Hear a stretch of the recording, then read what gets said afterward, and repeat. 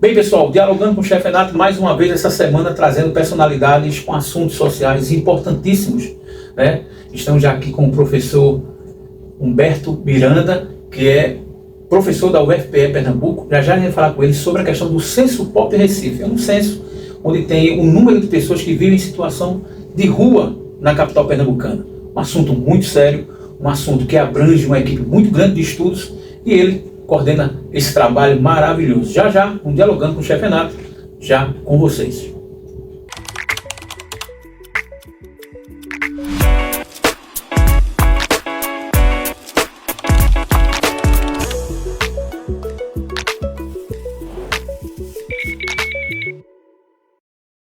Bem, pessoal, falar um pouquinho do professor. Professor, seja bem-vindo ao nosso programa Dialogando com o chefe Renato. Muito bom conversar com o senhor para a gente saber o que na verdade é o censo. Alguns assuntos também da criança e adolescente que o senhor tem uma vivência muito forte, né? O senhor é pós-graduado pela UFPE e é professor também doutor em História, pós-doutor pela Universidade de Santa Catarina, coordena a Escola de Conselhos aqui do estado de Pernambuco, também coordena o Plano Nacional de Direitos Humanos, né, das Crianças e dos Adolescentes, que abrange também vários estados, ou melhor, todos os estados do país. Agradecer imensamente, professor, por esse momento, e como é bom a gente dialogar um assunto tão sério, né? Tanto da questão da pessoa que vive na rua, como também de crianças e adolescentes. Seja bem-vindo.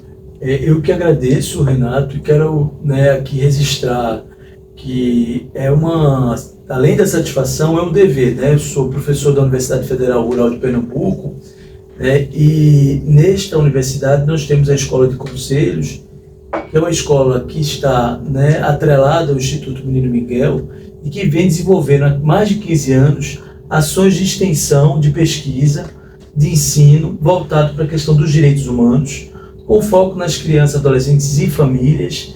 Então, para mim, é um dever ético e político, enquanto pesquisador acadêmico, estar aqui compartilhando esse momento com você e com toda a sua audiência, para que a gente possa aqui compartilhar esse trabalho sobre as pessoas em situação de rua, com foco em Recife, mas também problematizando a região metropolitana e outras regiões de desenvolvimento do nosso estado. Professor, a gente quando fala de pessoas vivendo em situação de rua, o que na verdade eles não têm onde morar, ou eles vivem ali por que situação eles moram ali, não tem residência mesmo, ou eles foram abandonados pelos familiares. Eu faço esse movimento de perguntas, porque a gente vê muita gente em situação complicada. Essas pessoas elas trabalham na questão da autônomos, eles ficam à vontade ali no centro, às vezes a igreja, a gente vê muitos na igreja recebendo alimentações durante a noite, sopa, vários grupos de voluntários trabalham, viu, gente, com essas pessoas. O que na verdade acontece essas pessoas chegarem àquele nível? Excelente pergunta, Renato, porque você traz aqui qual é o conceito que a gente adota, que a gente constrói para trabalhar com essa população, que inclusive a gente costuma, e tem a determinação do nosso grupo de pesquisa de falar das pessoas em situação de rua, porque quando você fala população, é algo mais abrangente. E quando a gente fala das pessoas em situação de rua, você busca aí construir um valor para a identidade e respeitando as trajetórias de vida. Como você mesmo disse, são várias trajetórias de vida. E na rua você encontra pessoas em situação de trabalho, pessoas em situação de mendicância, pessoas em situação de fome, não tem nada em casa, vou para a rua, Muitas vezes que você encontra pessoas na fila daquelas obras assistenciais, de instituições religiosas ou grupos caritativos, elas não são nem pessoas de rua estrito senso, mas são pessoas que estão em situação de vulnerabilidade ou insegurança alimentar, que pela falta de alimentação em casa vão buscar aquele alimento que está sendo distribuído. Nós temos a intenção de pesquisar as pessoas em situação de rua no sentido de que essas não têm mesmo moradia, não têm residência fixa, então é um grupo mais específico, que utiliza a rua para, de fato, dormir, acordar, buscar, através de várias estratégias, se alimentar, né, realizar suas necessidades básicas. Então há vários recortes, há várias pessoas em conexão com a rua. E o censo que você se referiu, ele teve essa preocupação de construir uma pesquisa censitária das pessoas em situação de rua. Não de fome, porque elas têm CEP, não de trabalho, porque elas podem voltar para sua residência, mas aquelas que de fato dormem. Tanto é que a contagem propriamente dita foi à noite, onde muitas delas estavam, né, ou se preparando para dormir, ou já dormindo, né? Então, assim, foi uma pesquisa, inclusive, que nos fez ter uma outra relação com o município, com a cidade. E aqui faço referência à Secretaria de Desenvolvimento Social do município do Recife, né, que é gestado por nossa querida Ana Rita Suassuna. Temos a secretária Jerusa Felizardo, que foi assim, extremamente parceira, né, e Camila Borges, que é a gerente de média complexidade. Então, foi uma demanda que veio da Prefeitura da cidade do Recife e que a universidade abraçou com muito compromisso ético para que a gente possa contar mesmo, mas não só contar, Renato, contar, analisar, estratificar, porque sem o censo não há uma política pública, né, de qualidade. Isso é uma coisa muito importante também. O censo já diz, muitas informações são colocadas nesse censo. Aí eu faço a pergunta assim, essas pessoas, elas já recebem algum auxílio do governo federal? Porque a gente vê tanto o governo federal, em vários momentos, o aumento do Bolsa Família no governo de Bolsonaro. Aí teve agora o governo Lula também aumentando essa capacidade de atendimento em todo o Brasil. Mas eu sou recifense desde que eu sou menino que convivo no Recife, desde os meus 9, 10 anos, como lobinho, né, como escoteiro, todo mundo sabe essa minha história. Eu sempre vi essas pessoas, entra governo, sai governo, e essas pessoas, então na verdade aumenta. Sim. Essas famílias, elas aumentam, elas se multiplicam, elas convivem normalmente como se fosse num bairro, numa cidade normalmente. É complexo, muito complexo. Né? Recife é uma cidade que o número da população de rua chega a mais de 2.000 pessoas. Né? O censo traz a informação que diminuiu o número de crianças e adolescentes, mas aumentou o número, né, de idosos, que é uma questão também preocupante, que eu penso que a gente precisa pintar com cores muito fortes, né? E a gente percebe também o seguinte, né? Existe um aumento da população de rua, né, e dessas pessoas em situação de rua durante o período da gestão Bolsonaro. Isso também, né, não só em relação à fragilidade das políticas sociais, mas também em decorrência da pandemia, porque você, né, considera que o processo pandêmico ele foi muito danoso, né, para as várias dimensões da economia, né, e da sociedade. E a gente percebe que lidar com esse aumento da população nos faz construir, né, uma possibilidade de fazer pesquisas censitárias estratificando, ou seja, quem são essas pessoas que não têm CEP e que fazem da rua morada? Quem são essas pessoas que mesmo em situação de rua, né, possuem algum benefício socioassistencial, ou aquelas que são, né, usuárias do serviço da prefeitura? A exemplo de centro pop, restaurante popular, né, abrigo noturno. Então você tem vários equipamentos da assistência social que podem acolher essas pessoas, né, e, né, auxílios, né, vindas do governo federal para, né, garantir o que eu considero básico para a sobrevivência e que de fato não garante, né? Essas pessoas mesmo recebendo esses auxílios socioassistenciais, elas também utilizam, né, esses equipamentos como restaurante popular, que, né, hoje funciona em alguns pontos da cidade. O censo levantou a necessidade de um restaurante popular na região de desenvolvimento de Boa Viagem, né, que é a RPA que mais tem, depois do centro, pessoas em situação de rua. Uma coisa também que me chamou a atenção enquanto pesquisador é que existe ali, né, nessa RPA, que corresponde à área de Boa Viagem, né, muitas pessoas também em situação de drogadição, que é um outro tema também muito importante. Inclusive eu ia fazer essa pergunta agora, né? A questão da lei que envolve essa questão do consumo com essas famílias, com essas pessoas. A gente vê que são famílias até completas ali, né? 2, 3 filhos, esposo, convivem naquela situação ali. No aspecto da lei, falando, vamos entrar na legislação, eles são proibidos em algum momento de estarem ali naquele local, na calçada de uma rua. A lei permite que eles aceitem ou não, se eles são obrigados a aceitar, a seguir uma certa lei. Eu estou perguntando porque a dúvida do público é essa. Muita gente diz, rapaz, esse povo vive aí por quê? Não tem como o governo proibir? Aí eu faço a pergunta. A questão proibitiva dessas famílias, o governo chegar assim e dizer, não, você pode ficar aqui e você não pode morar na rua. Existe alguma coisa referente a isso?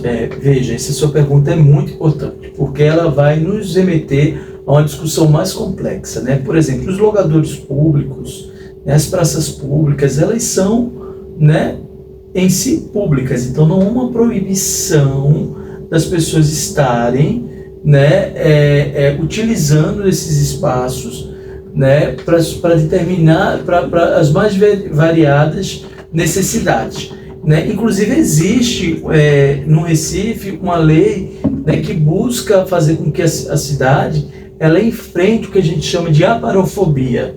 O que é essa aparofobia, né? É o preconceito, o medo, né, a fobia às pessoas pobres, né, às pessoas em situação de rua, né? Então essa lei inclusive nos permite pensar uma cidade mais acolhedora. Então não há uma proibição, respondendo, não há uma lei que proíbe, pelo contrário, é uma lei que busca acolher, mas a sociedade é uma sociedade que precisa perceber que a gente não pode banalizar ou naturalizar, né, ou até admitir uma pessoa que está em situação de rua. Eu penso que a discussão é essa, né? Por exemplo, se você vê alguém em situação de rua, né, o que a gente precisa é acolher essa pessoa. Ter a sensibilidade. Ter a sensibilidade de dizer assim, olha, você não pode ficar aqui porque você é uma pessoa. E pessoa não nasceu para dormir na rua. As pessoas nasceram para dormir nas suas casas, né, nos seus espaços, né? As trajetórias são muito diferentes, Renato. Você trouxe assim, por que essas pessoas estão em situação de rua? Eu quero dizer que boa parte das pessoas que a gente contou e que a gente analisou as trajetórias tem vínculos fragilizados ou rompidos. Ou seja, são pessoas que não estão juntos com as suas famílias. Então, estar em situação de rua também é carregar nas costas a dor de ter um vínculo familiar interrompido. E o que a gente percebe é que é importante que a gente vá ao encontro dessas pessoas, e aí não só Recife, outras cidades daqui de Pernambuco e do Brasil possuem profissionais como os educadores sociais que vão fazer abordagem, né, social a essas pessoas, buscando oferecer esses serviços. Então eu penso que hoje o que a gente busca é a chegada perto desses profissionais, dessas equipes, né, multiprofissionais, inclusive, que são pessoas de diferentes áreas do conhecimento, né, onde a assistência, né, também se alia à saúde, para também perceber que esse é um problema, né, intersetorial, né, ele é um problema da assistência, mas é da saúde, é da segurança, é dos conselhos, né, setoriais e de direitos. Então o que a gente pensa é o seguinte: essas pessoas elas precisam ser acolhidas por profissionais dessas diferentes áreas do conhecimento, para que as gestões públicas possam garantir um serviço de assistência, né, e acolhê-la nas suas dores, né, nas suas sociodiversidades. Então essa sua pergunta ela é muito importante, porque a gente pensa e vive numa sociedade onde a gente olha para essas pessoas com um olhar muito preconceituoso e às vezes, né, muito discriminador, né? Essas pessoas que estão em situação de rua, muitas vezes, né, elas não cometeram nenhum tipo de ilícito, nenhuma forma de agressão ou de conflito à lei, mas elas estão ali por diferentes circunstâncias, inclusive, né, adoecidas psicologicamente, né, fragilizadas socioemocionalmente. Então a gente precisa acolher, né, como aquele que a gente precisa ter respeito, empatia, né? Então O nosso trabalho também estava muito nesse. Eu sei que você tem compromisso com todas essas causas, né? Com certeza. Eu ia comentar agora, porque ele está comentando, antes eu escrevo aqui, aí acho que parece que a gente não combinou nada. Combinamos nada. O nosso programa é assim, é um diálogo. Então a gente vai. Aí eu coloquei aqui, preconceito. Aí ele, preconceito. Aí eu falei, não li, viu, gente? Eu falei, o papel dos conselhos. Ele pegou, falou. Eu nem perguntei ainda sobre. Então, a gente é muito alinhado a esses temas, gente, há muito tempo, né? De hoje, o professor tem uma certa experiência. Eu, na causa social, também há bastante tempo. A gente sabe as dificuldades e a gente tem essa sensibilidade. Ele falando, a gente se emociona. Porque as pessoas fecham os vidros dos carros. Entendeu? A gente passa, eu convivo no Recife aqui há muito tempo, desde criança, e a gente vê a marginalização. Eu também coloquei aqui e depois ele falou ali, sem eu fazer a pergunta, ele também comentou. Então esse alinhamento de sensibilidade das pessoas faz com que a gente leve a você que está do outro lado que a coisa é muito mais complexa do que vocês imaginam, mas tem solução. A gente vai falar mais já com o professor Humberto Silva Miranda, já, depois de comerciais. Obrigado. 6 erros para não cometer na hora de votar. Sair para votar sem consultar o local de votação e sem a documentação. Errar o lugar de assinatura no caderno de votação. Não pesquisar sobre as candidaturas e decidir só na hora. Digitar o voto com pressa e não esperar o processamento da urna. Confundir a ordem dos cargos a serem votados. Digitar errado e ainda assim apertar o confirma. Curtiu as dicas? A Justiça Eleitoral espera por você nas eleições 2024. Errar é normal e pode acontecer com qualquer pessoa, mas bora ficar atento na hora das eleições. Não vai empurrar seus direitos com a barriga, né? Bem, pessoal, de volta aqui dialogando com o chefe Renato. Vocês viram aí mais um comercial que fala da causa aí da questão social da criança, adolescente, da causa que a gente está falando aqui também, dessas pessoas que moram em situação de rua aqui no Recife. E o professor também coordena a nível nacional esses estudos. Ele vai falar depois, no finalzinho da entrevista, sobre essa questão a nível nacional. Professor, a gente falou sobre a questão dos locais públicos serem públicos e as pessoas terem o direito de estarem lá.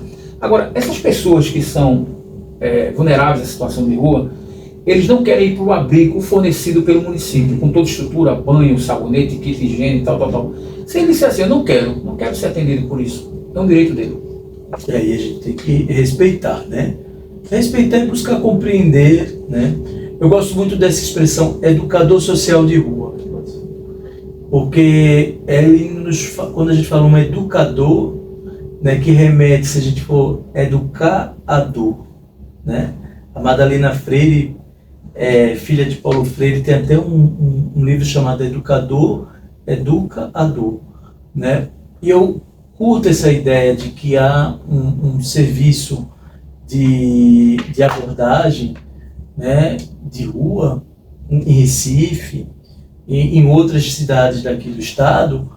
E por que eu penso que a função do educador social de rua é importante? Porque ele vai lidar inclusive com essas questões, essas resistências, né? Porque quando a pessoa se nega a ser cuidado, isso tem a ver com a política de cuidado, né? E o cuidado humano, ele não pode ser só uma preocupação espiritual ou, né, de setores específicos. A política pública precisa também, né, se preocupar com o cuidado humano, com abordagens acolhedoras, cuidadosas, né? E quando você traz para a equipe de assistência social, né, educadores sociais, é para que essa abordagem seja uma abordagem humanizada, educativa, para que pessoas como essas, que resistem, né, a estar, né, se autoprotegendo e se deixando se proteger. Porque quando você tem uma equipe como essa, é buscar proteger as pessoas mais vulneráveis.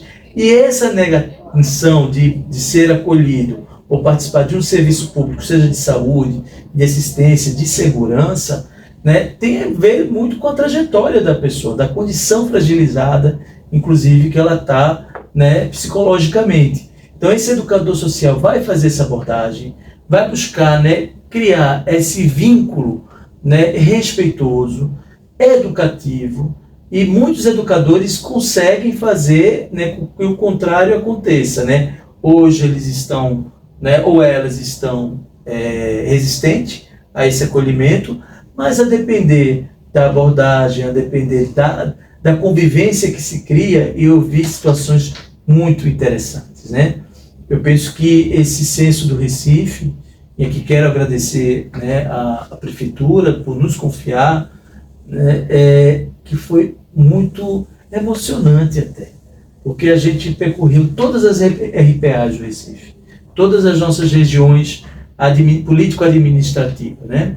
Recife tem 6 RPAs, então a gente dividiu essas RPAs, né, e cada noite a gente fazia uma RPA específica, né, fazendo com que essa contagem teve uma metodologia muito rigorosa.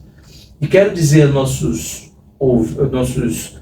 público, que a nossa audiência, né, que está nos prestigiando, que cada noite foi uma RPA diferente, para que a gente garanta que as pessoas não fossem recontadas. Então tudo foi muito, muito sistematizado, e aí a importância da universidade, sabe, Renato? Porque para nós foi confiado um trabalho que precisava ser de qualidade, para que esse censo também não fosse só uma contagem, mas uma contagem qualificada e depois uma análise também qualificada. E desenvolver soluções também, desculpe. Exatamente, porque não adianta você fazer o censo e engavetar o censo. Então, muitas questões, como, por exemplo, a importância de um centro POP, né, para acolher as pessoas em Boa Viagem. É muito importante que em Boa Viagem tenha esses serviços, porque depois do centro da cidade do Recife, é Boa Viagem que tem mais pessoas em situação de rua. Boa Viagem hoje depois do centro, né? O centro não tem como, né? Porque onde é que tem as pessoas em situação de rua? Onde tem, né, a circulação econômica, onde tem a possibilidade de serviços. Eles estão onde tudo está efervescente. Porque é ali que são formas de proteção e de sobrevivência. A gente observa que tem alguns pedintes. Sim. Né? Inclusive crianças. Hoje a gente foi almoçar no Derby, a gente observou lá, dentro até no estabelecimento, um monte de crianças, eu fiquei até abismado. A questão de pedinte, tem profissionais que dormem na rua, são funcionários, né, do censo. Existe isso? Veja, essa não foi uma preocupação específica, né, porque como a gente lidou com essa questão das pessoas em situação de rua, a situação de mendicância acaba sendo outra categoria. Agora, vamos lá falar sobre a situação de mendicância, porque eu sou historiador de formação, né, como você mesmo disse, né, e eu estudei sobre a história das crianças em situação de rua, né, em Recife, e desde da sua formação existiu pessoas em situação de rua na nossa cidade, né, em vários contextos e cenários de rua, e essa cultura da mendicância faz parte, né, do cenário social da nossa cidade. E ela foi se aperfeiçoando. Então você hoje enfrenta uma realidade, né, de que existe uma engenharia, né, arquitetada para, por exemplo, alugar crianças, e fazer o pedido, né, nas pontes. Eu já vi muitos. Utilizar propriamente, né, a criança como... Se bem que uma coisa importante, Renato, que a gente precisa colocar, diante do Estatuto da Criança e do Adolescente, dos conselhos tutelares, de toda a vigilância do sistema de justiça, porque você sabe que hoje tem uma vigilância muito eficaz e há uma cobrança social. Eu penso que existe uma sensibilidade muito forte das pessoas, inclusive, denunciarem esse tipo de prática. Então, o que é que a gente percebeu no censo? Uma diminuição de crianças em situação de rua, né, de forma mais efetiva, né, e há um aumento de idosos. Isso precisa ser problematizado também, né? E nós encontramos também muitos idosos em situação de fragilidade socioemocional. Também não é para menos, né? Mas sobre essa questão da cultura da mendicância, que são uma forma de se conectar com a rua, sobreviver na rua, essas pessoas precisam também do apoio, precisa ser visto não só como uma questão cultural em si, mas essa cultura seja enfrentada com uma política pública de assistência social. Não vejo que seja de segurança, porque eles não estão infringindo lei, a não ser que sejam essas, né, que estão instrumentalizando os corpos das meninas, das crianças, das idosas, né, das pessoas com deficiência, né? Então, né, aí você tem um universo muito complexo da rua, marcado por muitos demarcadores, marcado por muita violência também. Incrível, viu, gente? Um estudo que merece todo o respeito. Aqui no censo informaram mais de 1.806 pessoas moram nas ruas do centro do Recife, né? Com os bairros, né? Com os bairros, professor? Contando com a totalidade das 6 RPAs. Então, gente, é um assunto muito sério, tem que estar nessa pauta, não poderia estar. Agora, eu observei na sua biografia que o senhor também faz parte do Instituto Menino Miguel. Sim, um trabalho especial aí, né, em homenagem ao Menino Miguel. Como é que está sendo os trabalhos do Instituto? O Instituto é um órgão da universidade vinculado ao gabinete da reitoria. Hoje a nossa reitora, né, Maria José de Sena, inclusive possada, ela tem desde do início, né, da sua gestão, né, ela tem um cuidado muito forte com o Instituto e com as questões sociais. Então, o Instituto agrega hoje a Escola de Conselhos, essa que eu estou coordenando, mas também um núcleo do cuidado humano, que tem a ver com as questões da saúde socioemocional, né, o colega U, né, coordena. Tem as questões ligadas ao Observatório da Família, que é uma outra colega, a professora Raquel, né, e as questões de assistência aos idosos, né, essa professora Nayana. Então, a gente tem um grupo de professores que buscam construir projetos de pesquisa, ensino e extensão voltados para as questões sociais. E esse instituto ele foi criado, né, no período onde Recife estava enlutada com a dor de Miguel, né, e do menino Miguel. Então a gente buscou homenagear o nosso Miguel, né, inclusive pedindo autorização da mãe Mirtes, que é a madrinha do nosso instituto, né. Inclusive a gente tem uma relação muito fraternal com Mirtes, com Marta, né, que é a vozinha do Miguel, e o Paulo, que é o pai do Miguel. Então a gente busca, né, esse é o lado sensível da universidade, né. As pessoas às vezes pensam que a universidade é só um espaço cartesiano de produzir catedrático, né?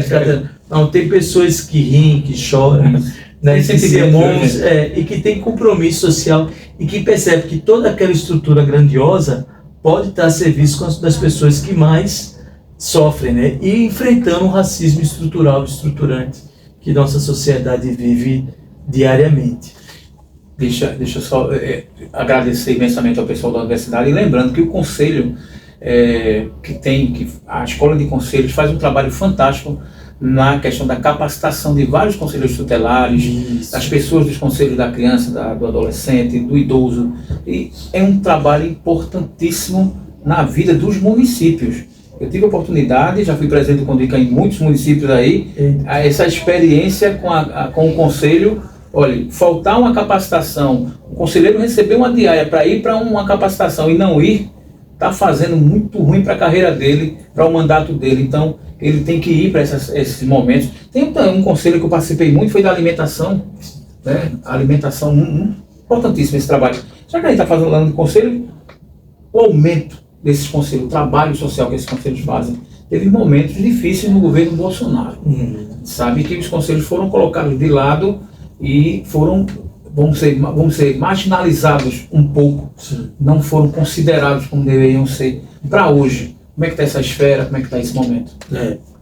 Bem, nós vivemos momentos mais difíceis, né? Porque eu fazendo uma avaliação bem técnica, né?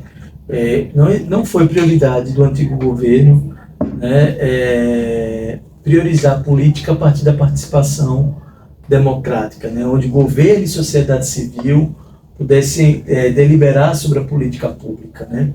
Então, os conselhos de direitos, os conselhos de política sofreram, como você mesmo, né, pontua, né, algumas situações muito, muito difíceis do ponto de vista da sua estrutura e funcionamento, né. A gente sabe que hoje é uma outra forma de ver, né. Mas esses conselhos existiram, né? Inclusive, a gente tem acompanhado mais de perto os conselhos da assistência social e ainda mais de perto os conselhos, né, da criança e do adolescente, né? e mais notadamente o nosso Conselho Estadual e o SEDCA, né? E a gente percebe que ali ele é formado por dois organismos, né? Duas frentes que precisam dialogar. O governo ele precisa dialogar com a sociedade civil organizada porque ela demanda questões que muitas vezes o governo não pode, né, não pode atender, ou muitas vezes não tem nem conhecimento, porque quem está no chão da comunidade, quem está no chão dos territórios são as organizações, né? E a gente está lá na base, da base, né? E esse diálogo é fundamental, né? Muitas questões que a gente tem hoje, como a política antirracista, as questões de gênero, as pessoas com deficiência, né? A própria criança e adolescente, tudo foi mobilizado através das lutas, dos movimentos sociais. Então a gente não pode olhar de forma preconceituosa, discriminatória, quem se organiza coletivamente. E em relação aos conselhos tutelares, eles nascem com o Estatuto da Criança e do Adolescente, eles têm uma função também de estar na base, de estar ali zelando pelos direitos da criança e do adolescente em territórios vulneráveis ou não, porque é importante, Renato, que se diga que a violência contra a criança e adolescente ela é praticada em todos os níveis e categorias sociais, em todas as classes, né? E às vezes a gente pensa que o conceito tutelar é só para meninos e meninas das classes populares. Não, classe média alta, porque a violação está em todo lugar. Está em todo canto, né? Mas a gente tem, né, esse compromisso com os conselheiros. Conheço esses conselheiros bem preparados, né, qualificados para enfrentar. Conheço aqueles que estão chegando agora. Então, enquanto escola de conselheiros, a gente tem que acolher e apontar, né, qual o caminho técnico que a gente deve seguir. Porque conselho tutelar não é a defesa, né, de uma religião específica. Não é a defesa de um partido específico. O conselho tutelar é a defesa dos direitos humanos de crianças e adolescentes. Então, uma vez conselheiro, esse conselheiro deve se fundamentar, né, com o Estatuto da Criança e Adolescente. Não é com a Bíblia, não é com o regimento de nenhum partido político. Importantíssimo o que o senhor falou agora, importantíssimo. Eu vou fazer uma pergunta para que o senhor possa responder bem resumidamente. A questão da gratuidade nesses alimentos dos restaurantes são equipamentos importantíssimos. Como é feito para essas pessoas? Elas têm direito à gratuidade? Aqui em Recife, não, tem os restaurantes populares que elas são cadastradas e elas, né, possuem o direito de uma alimentação balanceada, que é assim que deve ser. Também não pode ser qualquer alimento. Ela deve, inclusive existe todo um monitoramento para que esse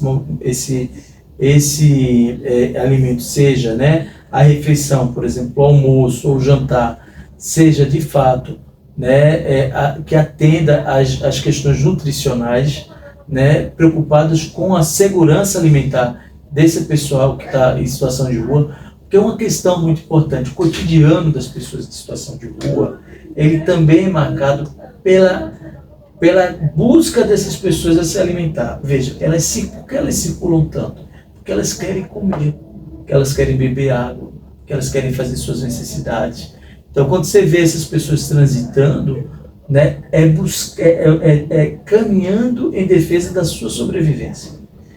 E tem muita gente que não entende isso, né, professor? Pois é, Renato. Eu penso assim, como é importante a gente fazer uma educação em direitos humanos, onde a cidade, é sempre isso que eu dizia, olha, essa cidade, a gente tem que pedagogizar esse senso. Não é à toa que eu estou aqui com você, me chame quantas vezes quiser, né, porque eu sou bem facinho nesse porque é o seguinte, se você, né, não está aqui, enquanto professor, enquanto acadêmico, para dizer o que a gente realmente viveu, porque só foi uma pesquisa, a gente conviveu com essas pessoas. Essas pessoas elas precisam do nosso apoio, né? E quero dizer mais, né? Essas pessoas elas tiveram trajetórias de vida marcadas por momentos muito estruturadas, né? Elas viveram momentos na sua vida, né, que elas tinham total condição, assim como hoje nós temos. Mas a vida deu tantas reviravoltas que elas preferiram, muitas delas, estar na rua do que estar em casa. Então, isso que aconteceu com elas não é que eu desejo que aconteça com ninguém, mas a gente pode perceber que amanhã pode acontecer com uma pessoa muito próxima da gente ou com a gente mesmo. A pergunta que não quer calar é o professor, viu?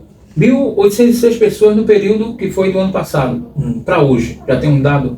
Então, a gente está negociando com a prefeitura. Eu faço essa pergunta, aumentou ou diminuiu, né? A gente precisa contar novamente. Porque a gente precisa, né, a gente percebeu que essa contagem precisa ser feita de forma periódica. Porque o IBGE não conta a população de rua, né? Caramba! Ele não conta. Por exemplo, o censo que você vê, que vocês veem ele é um censo domiciliar, né? Só se conta quem tem casa.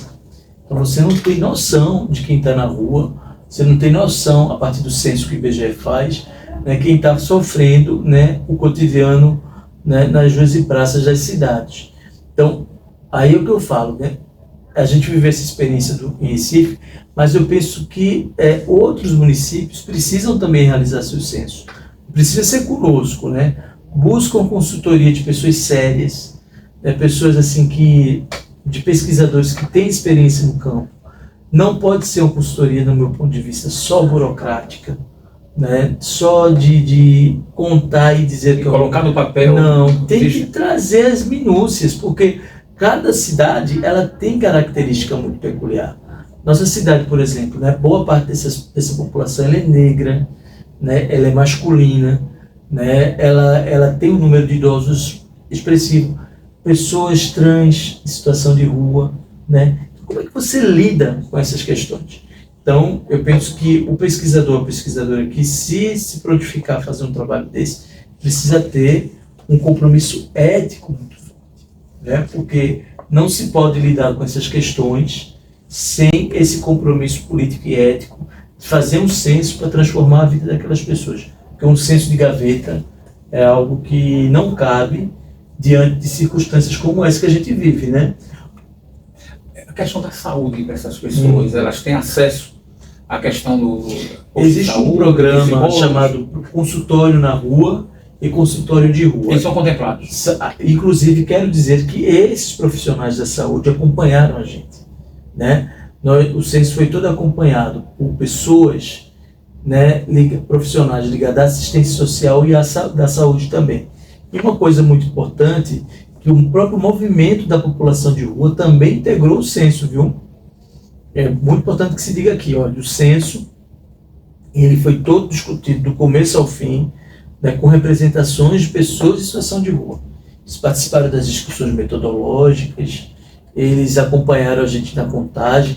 Cada carro que saiu para contato tinha uma pessoa que já teve vivência de rua, né, e isso deu todo o diferencial ao nosso censo. Olha, o censo do Recife, quero dizer para você, viu? Não foi porque a gente fez não, mas o negócio ficou bonito. Ficou bonito, né? A gente já acompanhou as fotos aí, vocês acompanharam esse momento, e esse trabalho fantástico do professor juntamente. Professor, já uma equipe aí, é bastante gente, né?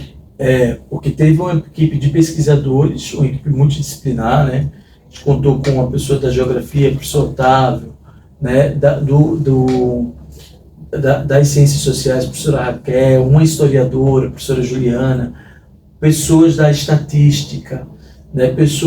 Profissionais da estatística, profissionais, né, da prefeitura, né, da assistência, da educação popular, da saúde, do direito. Então foi algo assim realmente grandioso, né? E também com os estudantes, né, de graduação e pós-graduação da universidade que acompanhou. Professor, muito obrigado por falar desse tema importantíssimo aqui e o trabalho, né, que é feito por toda essa equipe maravilhosa que o senhor falou. Lembrando, né, gente, que você que tem uma demanda social, que quer trazer a pauta para cá, vem, a gente debate aqui, traz a personalidade e com certeza conversa com a gente, trazendo uma linguagem bem tranquila, né, pessoal? Eu acho que o papo foi bem tranquilo. Da minha parte, bem leve, né? Eu costumo dizer que eu não dou aula, eu tomo um cafezinho e faz e dialogo com o pessoal, né?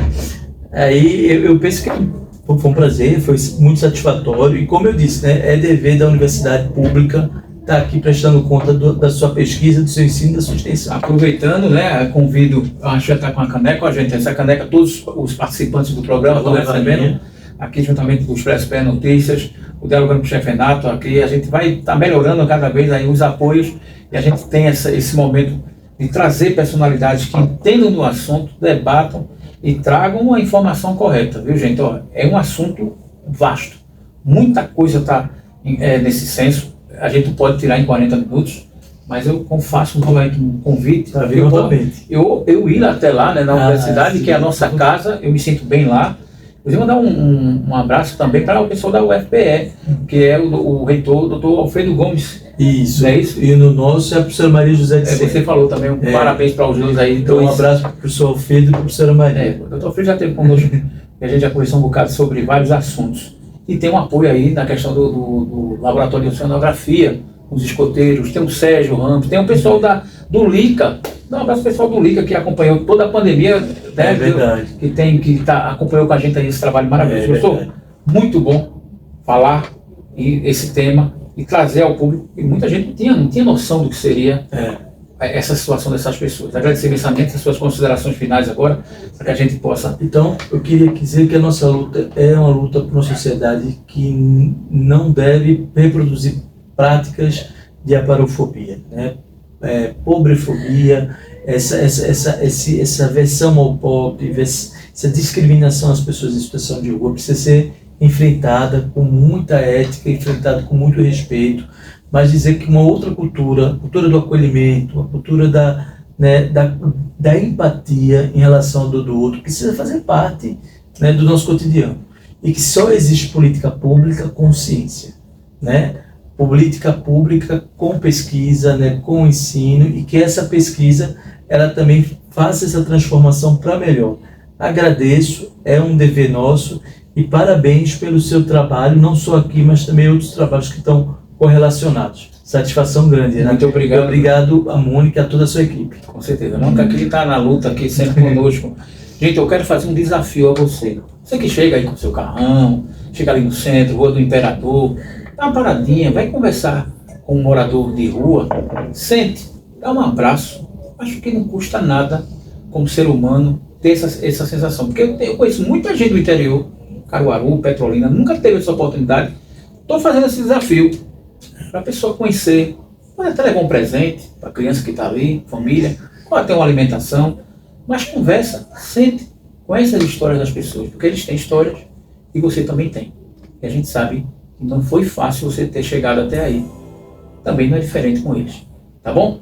Essa é a nossa homenagem ao professor e à sua equipe por esse trabalho maravilhoso. A gente termina aqui, dialogando com o chefe Renato, com essa programação sempre trazendo pautas importantes. Muito obrigado.